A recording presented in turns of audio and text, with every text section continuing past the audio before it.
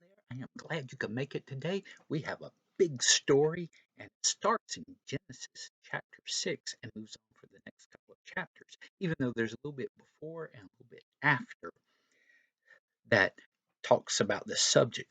Now, what we have at this point in time is that, as you know, God created the world and people came along, and there were some people who wanted to follow him and some who decided not to follow him.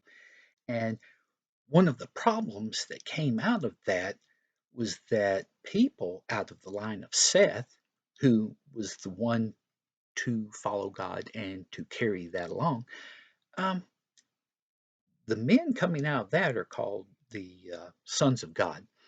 And there's this other group called the daughters of men. And people have often been confused about that. Some people thought the sons of God were angels. And it can be interpreted that way sometimes, but it seems from the reading here that the sons of God are actually the men who are descended from Seth because he is the one to lead people toward God, and his line was to follow him that way. Well, in any event, these men were seeing these women and saying, hey, they're beautiful and I want to marry them. And that's what they were doing. And these women, because they came from the part of the human family that did not follow God, they had an influence on these men and on the children. And so we're getting more and more people who would not follow God. And that led to violence and people killing one another, and to the point where most people were not following God at all. In fact, it came down to the point where there were these three men, and Methuselah, who's the guy who turned out to be the oldest man who ever lived, and then Lamech, his son, and then the grandson was Noah. Now, Noah's dad said something kind of confusing about Noah, saying that, oh, he's going to be the one to relieve us, provide us comfort from the hardness of the ground. And you may remember that Adam had been punished for his sin because he was going to have to work the ground, and the ground was not going to be very easily worked in order to provide food. And so this had been going on for some time.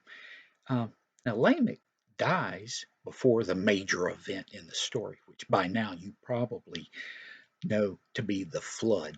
And we're not talking about a small flood, and small floods can be devastating to an area. We're talking about a worldwide flood that came about. And we find out as all of this is beginning that God decides 120 years ahead of time that, okay, these people just aren't working out, and it hurts God. And he's sad because this is not what he intended for the people he created. And yet they're into violence, and that would also mean any other bad things you can think of. And so he decides, okay, I'm going to end this.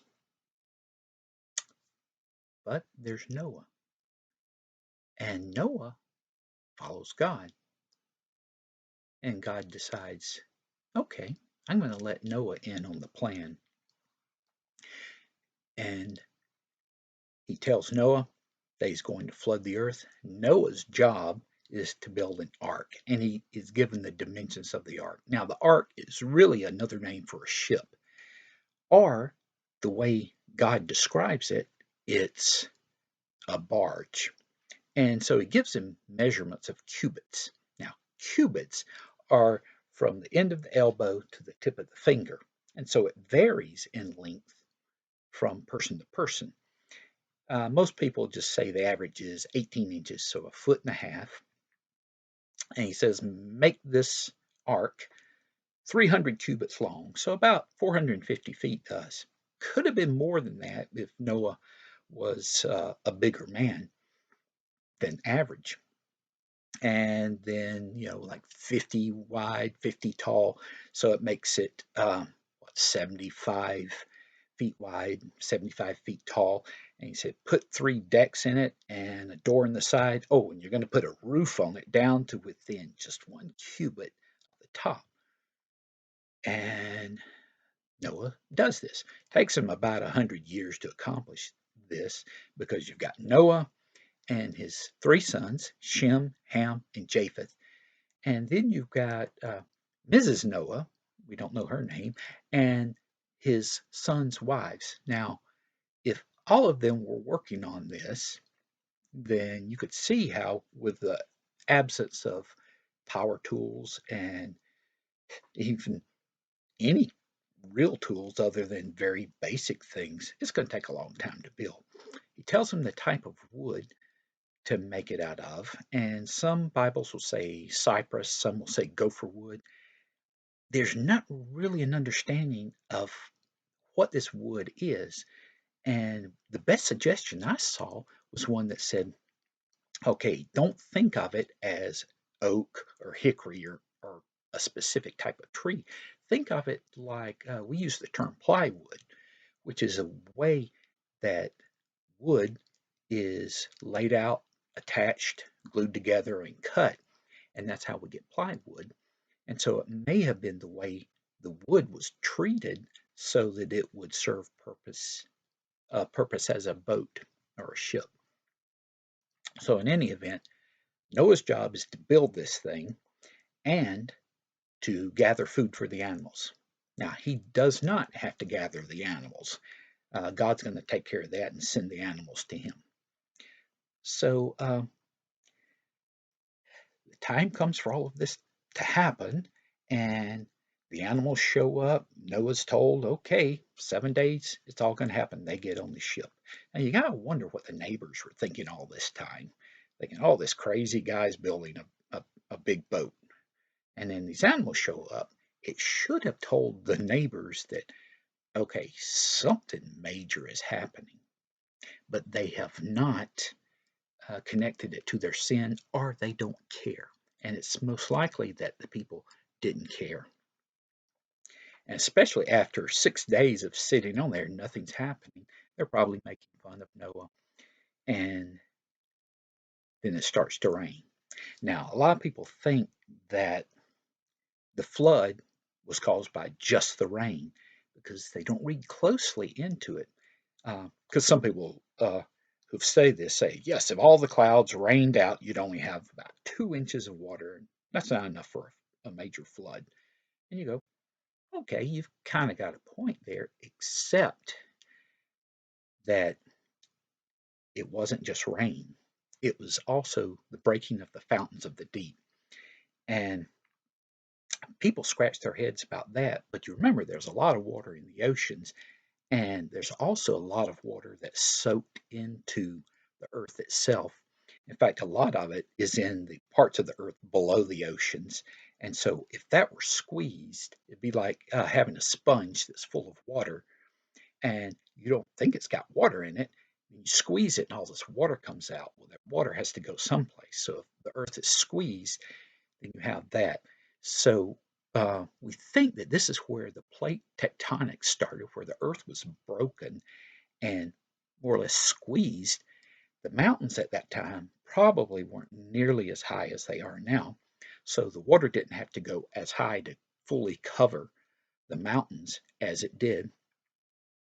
And so one thing I would add, and I'm the only one who's come up with this, so it may not be right, but it kind of makes sense too, is that since God was planning this 120 years ahead of time, he could have also started sending ice asteroids toward the Earth to crash into the atmosphere. And as they broke up, that would add more water. So uh, what ends up happening is the whole Earth is flooded. Everything that is on the land dies. So, it's a pretty bad day for not just the people who were doing all of this evil, but the animals that lived there. And the flood builds up. Now, the rain is 40 days and 40 nights. There's still all this water out there, and it appears from the wording that for about half a year, the The water is continuing to rise or it's staying at the same level. After that, the water starts moving back down. Now, again, you think, okay, well, where did it go? Well, as the earth adjusts, and I'm saying as God adjusts the earth, you have the water going down into these broken areas, the plate tectonics, just like parts have been pushed up higher to form higher mountains. You have parts that sink even deeper, and also the water soaking back into the parts of the earth where it had been. Of course, it takes a long time. And at the end of this, Noah finally sends out a couple of birds. He starts with a raven and then with a dove, and he finds from this that okay, it's finally dry enough to get out of the ark. Now, interesting thing that I had not mentioned before is that there was a big door in the side. Now, God closed the door to start with. Now, to get out of the ark, all Noah has to do is to be able to get the door back open, and that would also form a ramp leading down so that the animals can get out. You have the three decks of the animals, and they're able to come out. Now, um, the animals, you may know, were two by two, meaning that there was male and female of the animals going on board, except for certain clean animals. And the clean ones have this designation for a number of reasons that becomes clearer as the Bible goes along, but involves cattle, sheep, uh, certain birds, so forth. With the clean animals, there were many more. So as instead of one pair, two animals, there were 7 pairs or 14 animals that went on. And we see why, because Noah builds an altar and sacrifices to God. So with this, God's not going to destroy the earth again with a flood. Uh, think of this too is that he's kind of starting over everything because when he created the heavens and the earth in the beginning, the earth was covered in water. Then he pushes back the water to form the land and or reveal the land that is there. And he's kind of doing this again. Everything is starting over except for the people. And I'm going to kind of wrap things up now. Um, this is kind of where God's leaving a lesson that the wicked, the evil people, will not go unpunished.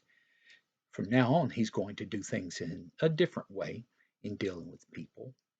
But now there's this warning. And you might think, well, what's the warning just for the people following God? You know, no, it's for all the people because what we find when we look into people around the world in different cultures, ones who don't even know about God or the Bible, they will have these stories about this great flood that occurred far in the past. Now they remember it with lots of parts being wrong, but they remember the flood. And so that tells us that there's this memory that's out there that some of these big things God has done, people will remember. And so when God does something, it's going to have an impact. Okay, one thing that does change in all of this, from now on, animals are going to be afraid of people or wary of them. And people now have permission to eat animals. So up until now, it's just been the plants. And that ties in because with my tie today, I have a ship, kind of representing Noah. Now, in this case, it's fishing, but I don't think that fish were allowed to be eaten until after this time. So you just enjoy the ship as reminding us of Noah. And I will leave it to you there. So hope to see you next time. You have a good day. Goodbye.